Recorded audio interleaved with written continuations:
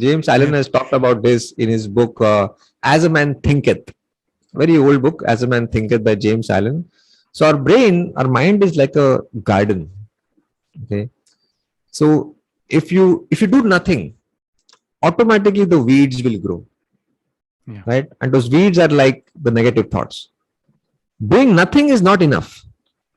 You have to deliberately sow the positive seeds and then maintain it through fertilizing and watering. Those are the positive thoughts.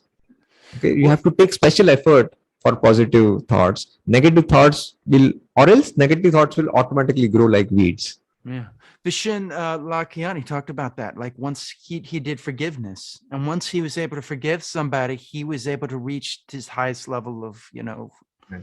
of brainwaves that, he didn't think was possible. And it comes to forgiveness, gratitude. These are the things. You mentioned meditation.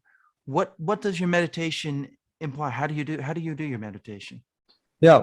I won't claim that I've still achieved expertise in meditation, but yeah, I meditate for 5-10 minutes after my workout, simply trying to focus on my breath.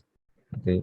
And the moment my attention gets distracted and I think of something else, that what am I going to have in the breakfast after my meditation, I try to bring my attention back on my breath.